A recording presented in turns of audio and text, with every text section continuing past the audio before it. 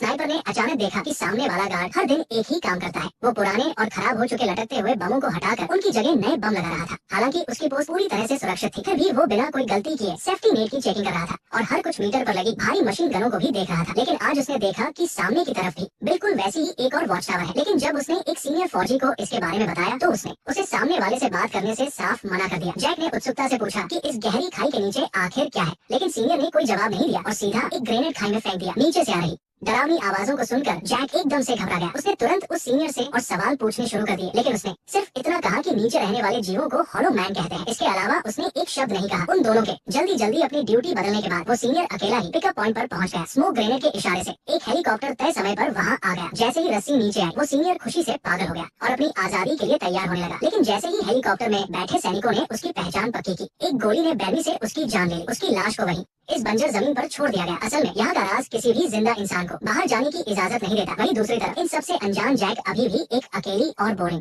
जिंदगी जी रहा था। हर दिन वो एक मैकेनिक की तरह एक ही काम बार बार करता, पहरा देना, चेकिंग करना, चीजें नोट करना और बम लगाना। हर महीने वो बिग ईयर नाम के एक सैटेलाइट के जरिए अपने सीनियर्स को रिपोर्ट करता था। लेकिन जब भी वो उस खाई के बारे में और जानने की कोशिश करता तो वो लोग नेटवर्क जराब होने का बहाना बनाकर फोन काट देते। एक दिन बोरियत के मारे जैक अपनी उत्सुकता रोक नहीं पाया और उसने अपनी दूरबीन से सामने वाले ईस्ट टावर की तरफ देखा। अचानक उसे वहाँ कोई दिखाई दिया। वो एक औरत थी जो लकड़ियाँ काट रही थी। हजारों मीटर दूर होने के बावजूद वो उसकी फुर्ती और खूबसूरती को साफ देख पा रहा था। ऐसा लगा जैसे उसे पता चल गया था कि कोई उसे देख रहा है। उस औरत ने अपना काम रोका और अचानक मुड़कर देखा। उसका चेहरा बेहद खूबसूरत लेकिन चौकन्ना था। जैक घबरा गया और उसने तुरंत अपनी दूरबीन हटा ली। उसे उस सीनियर की चेतावनी याद आ गई। इस औरत का नाम लॉरा है। जैक की तरह वो भी एक बेहतरीन रिटायर्ड स्नाइपर है। स्नाइपर की दुनिया में उसने एक सबसे दूर से निशाना लगाने का जो रिकॉर्ड बनाया था उसे तोड़ना नामुमकिन था। लेकिन लॉरा ने एक मिशन में कई मीटर दूर से बिल्कुल सटीक निशाना लगाकर टारगेट को मार गिराया था। वो भी एक ऐसे मिशन की वजह से इस अनजान और सुनसान जगह पर भेजी गई थी जिसे वो मना नहीं कर सकती थी। समय बीतता गया और देखते ही देखते तीसरा महीना आ गया। तूफान और बारिश वाली एक रात जैक का पुराना ट्रॉमा फिर से उभर आया। वो डर के मारे अपनी बंदूक लेकर चारों तरफ चेक करने लगा। जब वो शांत हुआ तो उसने देखा कि ये सिर्फ उसका वहम था। शांत होने के बाद उसने न जाने क्यों फिर से अपनी दूरबीन उठाई। उसने देखा कि सामने लॉरा भी अभी तक सोई नहीं थी। वो बोर होकर खिड़की के पास बैठी अपनी उंगलियों से मोमबत्ती से खेल रही थी। दो अकेले लोग अपने अपने टावर में एक जैसे ही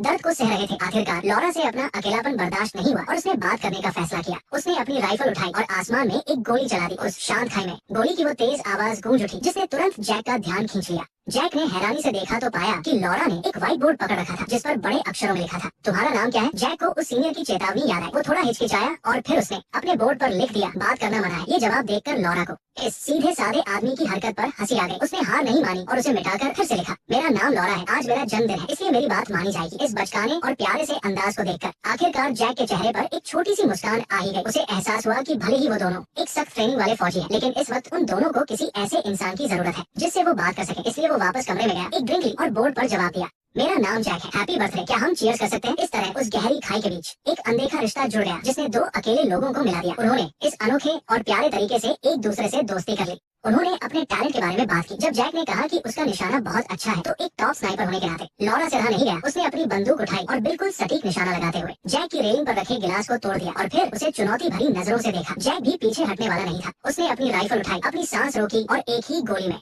लॉरा के पास रखी बोतल को उड़ा दिया। लॉरा गुस्सा होने के बजाय खुशी से ताली बजाने लगी। यहाँ तक कि उसने एक नई बोतल अपने सिर पर रख ली और जैक को दोबारा शूट करने का इशारा किया। इस मजेदार और रोमांचक खेल के बीच अचानक लॉरा का चेहरा बदल गया। उसने इशारे से जैक को नीचे देखने के लिए कहा। जैक थोड़ा घबरा गया और उसने नीचे देखा। काले सायों का एक झुंड बिना कोई आवाज किए पहाड़ की दीवार से ऊपर चढ़ रहा था और वो खाई के किनारे तक पहुंच चुके थे। अपनी ड्यूटी के तीसरे महीने में जैक ने पहली बार अपनी आंखों से उन हॉलो मैन को देखा जिनके बारे में उस सीनियर ने बताया था। बिना कुछ सोचे जैक तुरंत लड़ने के लिए तैयार हो गया। सामने खड़ी लॉरा ने तुरंत भारी मशीन गन चला दी और गोलियों की बारिश होने लगी जिससे जैक को पूरा सपोर्ट मिला। दोनों की शानदार टीम वर्क से पहला हमला नाकाम कर दिया गया। लेकिन तभी लॉरा को अपने पैरों के नीचे पत्थर गिरने की आवाज सुनाई दी। वो सतर्क हो गई और जैसे ही एक कदम पीछे हटी एक सफेद रंग के मॉन्स्टर ने लगभग उसका पैर पकड़ लिया था। एक ऐसा मॉन्स्टर जिसके शरीर पर टहनियां उगी थी। वो चुपचाप उसके टावर पर चढ़ गया था लेकिन उसकी पिस्टल की गोलियों का उस मॉन्स्टर पर कोई असर नहीं हो रहा था। जैक ने अपने स्कोप से लॉरा को खतरे में देखा। उसने तुरंत अपनी बंदूक मोड़ी और लॉरा की मदद के लिए टावर पर चढ़ रहे दुश्मनों पर गोलियां चला दी। जैक ने उनमें से एक को मार गिराया जो सीधा उन लटकते हुए बमों पर जाकर गिरा और एक बड़ा धमाका हुआ। बम के टुकड़े उड़कर लॉरा के कंधे पर लग गए। ये देखकर जैक ने भी घायल लॉरा को बचाने के लिए अपनी भारी मशीन गन चलाना शुरू कर दिया और फिर जल्दी ही खाई के दोनों तरफ लगी ऑटोमेटिक मशीन गन भी चालू हो गई। दोनों तरफ से हो रही लगातार फायरिंग ने पूरी दीवार को कवर कर लिया। ये लड़ाई आधी रात तक चली, तब जाकर हमला करने वाले सभी हॉलो मैन को पीछे धकेला जा सका। अगले दिन जब जैक फिर से बम लगा रहा था तो वो ये देखकर हैरान रह गया कि